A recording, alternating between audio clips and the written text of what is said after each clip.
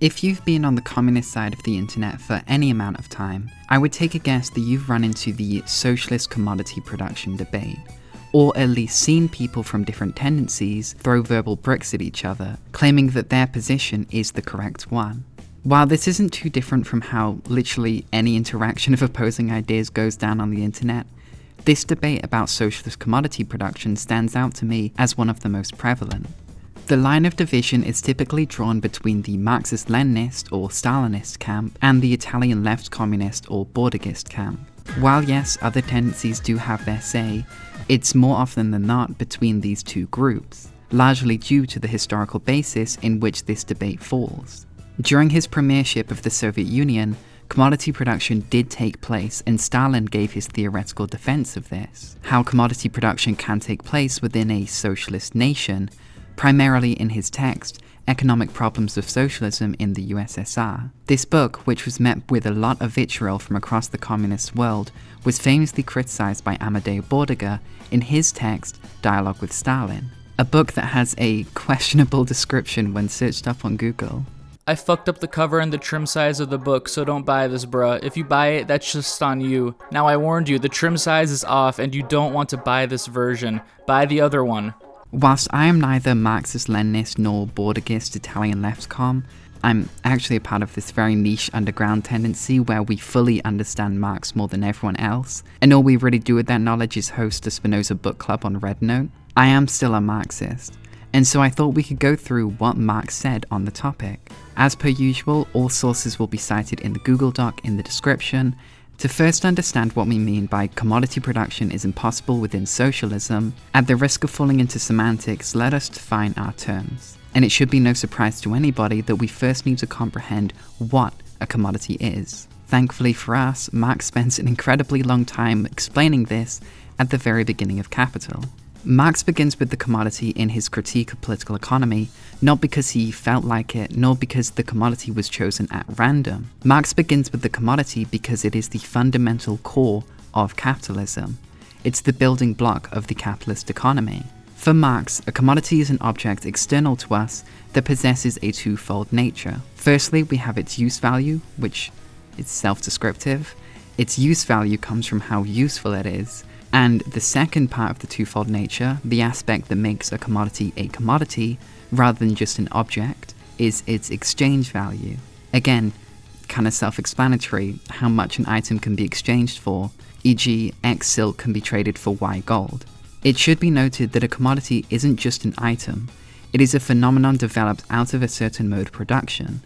A commodity can only become a commodity once we, as humans, have attached a certain value, a prestige, a means in which it both supports and propagates our social relations with one another.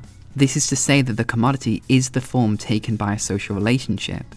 It's merely the form determination. The commodity itself isn't some mystical object. Rather, we ascribe the social relation rather than dealing with the relation itself. Just a side note for the next quote, this is taken from the new translation of Capital, not the one on Marxist.org, simply because it sounds better. Not even an atom of natural material goes into their value objecthood, in striking contrast to their objecthood as physical commodity bodies, which is a crude thing for the senses. However one might twist and turn an individual commodity as a value thing, it remains ungraspable. But we need to remind ourselves that commodities possess value objecthood only insofar as they are expressions of the same social denominator, human labor, and that their value objecthood is thus purely social.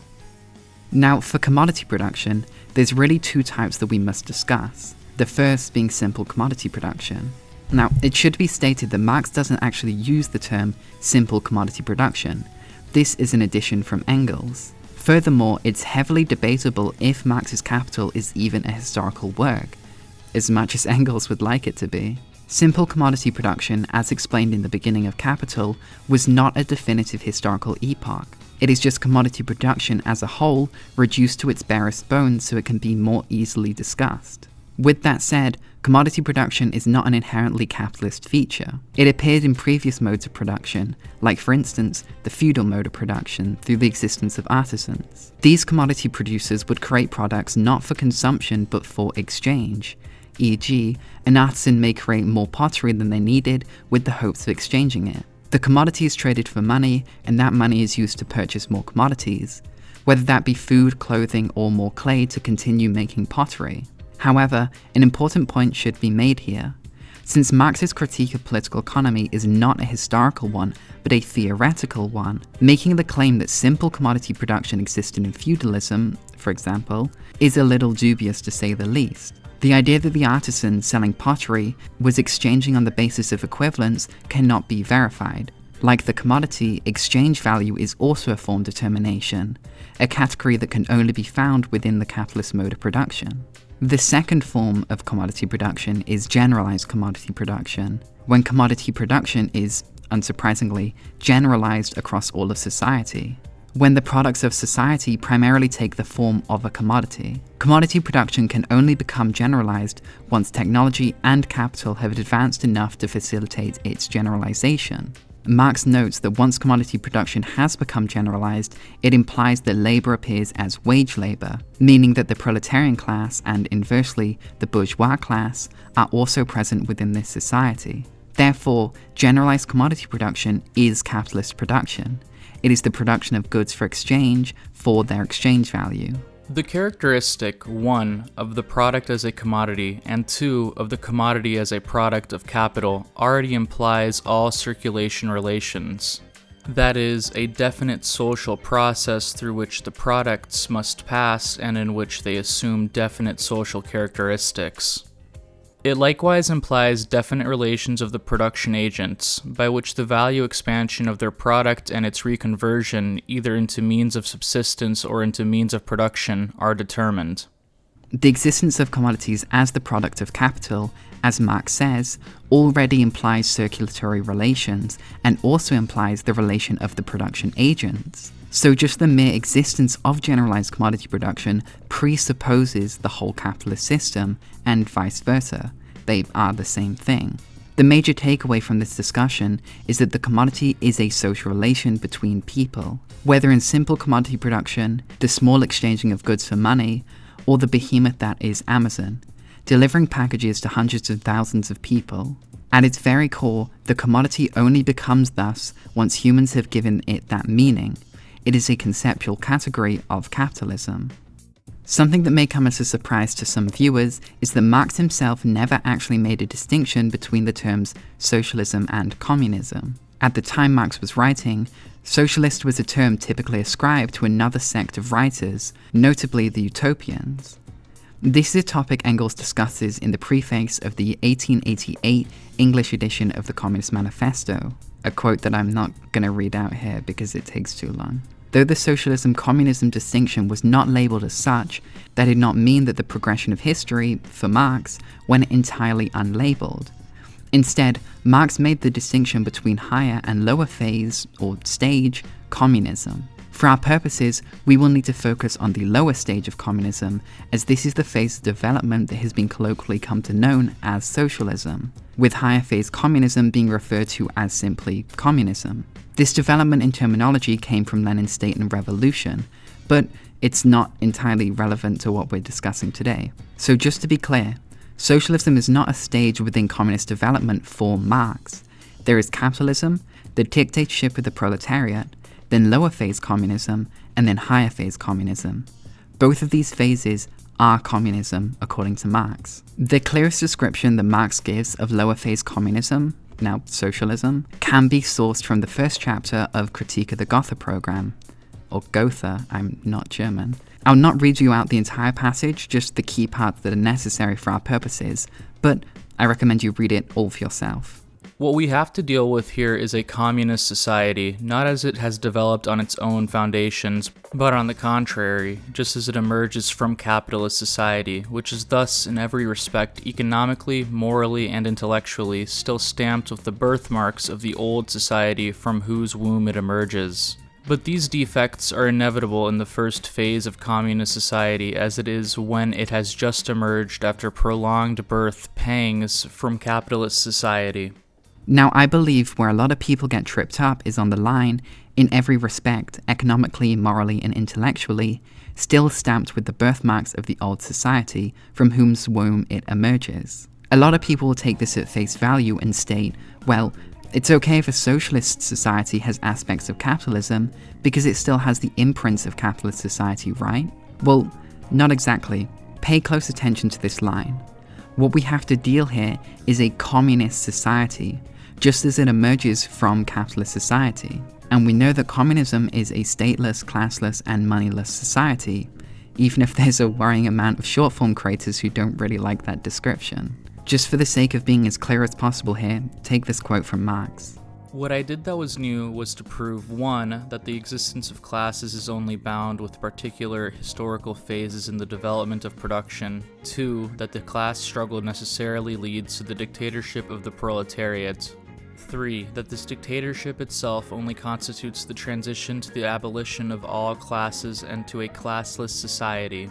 Clear as day, Marx states the dictatorship of the proletariat is the transitionary period to a classless society. If there is no class, then there is no state, as the Marxist understanding of the state is a tool in which one class exerts power over the other. In our capitalist world, it would be the bourgeois state exerting power over the proletarian class. If there were no classes to wield and dispense power, then it logically follows that the state will not exist. And tying this back into critique of the Gotha program, there will be no money in lower phase communism, as it will be, theoretically, replaced with labor vouchers, certificates, or something in a similar vein. Within the cooperative society based on common ownership of the means of production, the producers do not exchange their products. Just as little does the labor employed on the products appear here as the value of these products, as a material quality possessed by them, since now, in contrast to capitalist society, individual labor no longer exists in an indirect fashion but directly as a component part of total labor. It should be noted, however, that many thinkers following Marx have disavowed labor vouchers, arguing that it still preserves the value form, something communism seeks to abolish. And even Marx argued against the use of labor vouchers when they were first proposed by Proudhon and Robert Owen. The latter will never be criticised on this channel because he is from the great proletarian nation of Wales and thus is void of all criticism. So with that all out of the way, we now understand that lower phase communism is a stateless, classless, and moneyless society. Not according to Bordiger, Matic, Trotsky, or any opponent of Stalin, but from Marx himself. So just from this brief definition of terms, there's a possibility that you've already put the pieces together on why commodity production cannot exist within socialism, which I will now refer to as lower phase communism. For commodity production to exist, commodities must exist, and since the commodity is a social relation within the capitalist mode of production, it does not follow that in lower phase communism, it would include the commodity form as communism is the historical negation of capitalism. To call back from the quote from the critique of the Gotha program which I have just read out, I believe it's valuable to break it down even further. Within the cooperative society based on common ownership of the means of production, the producers do not exchange their products. The cooperative society here is communism, lower phase communism to be specific. But the real crux of this quote comes from the final line. The producers do not exchange their products. Commodity production is production for exchange, so it does not make sense that somehow commodity production could exist within lower phase communism. Just to show how absurd this claim is, here's the argument mapped out. Premise 1, commodity production is the production of goods for exchange. Premise 2, within lower phase communism, goods will not be exchanged. Conclusion, commodity production, production for exchange of goods, can exist within lower phase communism, the society where goods are not exchanged. There is a clear logical contradiction within this argument. Now, just further down the page, Marx does state something that seems to go back on 1, what he said earlier, and 2, the argument I'm trying to explain. Following the discussion of labor vouchers, he notes that the remnants of commodity exchange will still exist, as a laborer still exchanges a quantum of their labor for an equal amount of resources for their subsistence. The principle of equal exchange, as we saw in the commodity, though mediated through a universal commodity, which is money, still exists within lower phase communism. However, as Marx makes clear, this is purely in the realm of distribution, not of production. This is because labor time is still being used as a measure to distribute products rather than on a purely needs-based system. and Marx explicitly states that this is a defect of lower phase communism rather than an intended feature. This still differs widely from our current system of distribution that is mediated through money. For instance, the ability to circulate commodities in the hopes of profit generation has been nullified due to the abolition of money. The ability to accumulate wealth, too, has been made void. Whilst you can cheap out on food and stock up on money within capitalism, if you don't punch your labor voucher or whatever alternative system a future society may use, you simply won't get any benefit. As Marx writes, "The same principle prevails as that which regulates the exchange of commodities, as far as this is exchange of equal values. Content and form are changed because under the altered circumstances no one can give anything except his labor, and because, on the other hand, nothing can pass to the ownership of individuals except individual means of consumption." Now, an argument could be made in response, arguing that thus far, we've only been dealing with the idea of lower phase communism. Critique of the Gotha program really has no historical basis it's pulling from. The propositions that Marx is drafting are largely assumptive, and thus can be idealized in a certain sense. But when we get to real-world instances, the brass tacks, the nitty-gritty of revolution, maybe there would be a bit of leeway with Marx's assertions for what lower phase communism should look like. Well, lucky for us, Marx was alive to witness one of the most important revolutions in proletarian history, this being the Paris Commune, which Marx wrote thoroughly about in his text, The Civil War in France. And from reading Marx's thoughts, you will quickly learn that the ruthless criticism of all that exists truly does extend to all that exists, except for Robert Owen and of course Satoru Gojo. When discussing some of the failures of the Commune, Marx writes, "The multiplicity of interpretations to which the Commune has been subjected, and the multiplicity of interests which construed it in their favor, show that it was a thoroughly expansive political form, while all the previous forms of government had been emphatically repressive. Its true secret was this: it was essentially a working-class government, the product of the struggle of the producing against the appropriating class, the political form at last discovered under which to work out the economical emancipation of labor. Except on this last condition, the communal constitution would have been an impossibility and a delusion. The political rule of the producer cannot coexist with the perpetuation of his social slavery. The Commune was therefore to serve as a lever for uprooting the economical foundation upon which rests the existence of classes, and therefore of class rule. With labor emancipated, every man becomes a working man, and productive labor ceases to be a class attribute." A long quote, I'm aware, but it doesn't make much sense outside of its context. What we really want to focus on here is the passage, "The political rule of the producer cannot coexist with the perpetuation of his social slavery." Clearly, Marx is making an argument here that for the proletariat to conquer society and abolish themselves, the conditions which brought themselves into existence have to be destroyed. The conditions being capitalist production or commodity production. This should have really not come as a surprise to any educated Marxist. And as we have already established, the building block of the capitalist mode of production is commodity production. The use of the word coexist here is striking, to me at least. It shows the fundamental odds which the proletariat are at when faced with commodity production. They are trapped within a dialectical relation with one another, and the supremacy of one necessitates the downfall of the other. There is no way to reconcile these two aspects of capitalism, and they must both be abolished. Just from this brief analysis Marx gives of the Paris Commune, we can grasp that in order for the proletariat to attain political rule, the commodity must be abolished. This passage can stretch farther than the limits in which Marx wrote, giving us a useful tool to understand the failures and later marketization of so-called socialist nations, like the USSR and China. From this, the following question may be posed. Though we understand commodity production is a core of capitalist production, does the mere existence of the commodity necessitate the rest of capitalist society? Well, though many could probably put the pieces together, if the commodity is a social relation exclusive to the capitalist mode of production, then yes, within the commodity's form existence, the rest of capitalist mode of production is already present.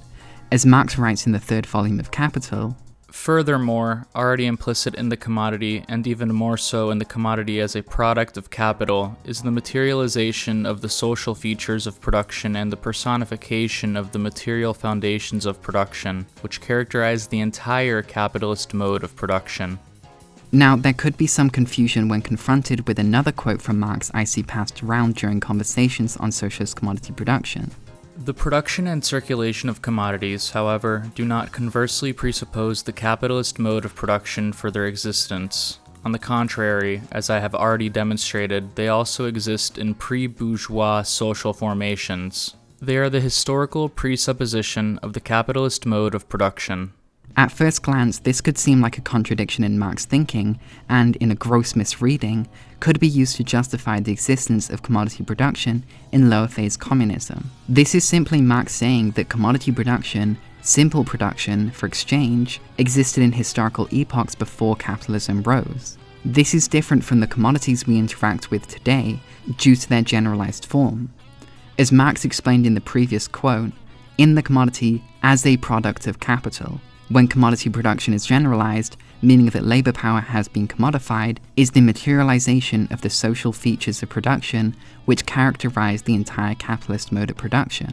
It is important to realize that even if Marx says commodity production, production for exchange, existed in pre-capitalist mode of productions, he does not give a justification for it existing past the capitalist mode of production, even stating explicitly, as we covered in Critique of the Gotha program, that products will not be exchanged. Just as something like the state, formal hierarchy, or the division of labor existed in previous social formations, does not mean they'll exist in lower phase communism. For the final point I wish to speak about on this topic, to show the direct opposition in which commodity production stands to socialism, we must turn to the Marxist conception of history. Marx notes that the premise of his materialist understanding of history is that the productive activity, how humans produce their existence, dictates and governs the rest of society, i.e., the mode of production of a given society will drive human life, relations, and activity. The way in which men produce their means of subsistence depends first of all on the nature of the actual means of subsistence they find in existence and have to produce. This mode of production must not be considered simply as being the production of the physical existence of the individuals. Rather, it is a definite form of activity of these individuals, a definite form of expressing their life, a definite mode of life on their part. As individuals express their life, so they are. What they are, therefore, coincides with their production, both with what they produce and with how they produce. The nature of individuals thus depends on the material conditions determining their production. I just read this section of the German ideology today, and it was kind of surreal. I might be hallucinating. As we've established, generalized commodity production is an inherently capitalist phenomena. Then, how can the production and reproduction of capitalist activity somehow be socialist and produce communist relations? If the basis of activity and social relations between the people is capitalist, then how can socialism spring from it? There are only two options I can really see this point being countered with. Either one, you're led into the laughable claim that not only do capitalist relations exist within lower phase communism, but you would need a second revolution following the first proletarian revolution to finally abolish capitalism. Who would even be leading this revolution? If classes have been abolished within socialism, then who is the truly revolutionary class that will lead us towards higher phase communism? If this is the line of argument one desires to take, then what is really the difference between lower phase communism and capitalism? Clearly, Marx didn't believe in this, but I digress. The second claim I could imagine would be one of reformism, that the capitalist elements of lower phase communism could be reformed, changed, or exercised through the will of the people, or whatever driving force you believe will make this happen. If so, then what is the point of revolution in the first place? If by some power capitalist relations can magically change into communist relations? Not only does this go against Marxist materialism, but it's also not helped by the past 150 years or so of active, failed reformism within industrialized countries. These are just a couple of the reasons I've taken from Marx himself on the topic of commodity production, and how it cannot be reconciled with socialism. Everyone I spoke to whilst writing this script gave me a plethora of Lenin quotes that also hold this line. However, I just wanted to focus on purely Marxist writings for this video. I hope you've enjoyed, and I've been Unijoy, and you have been entertained.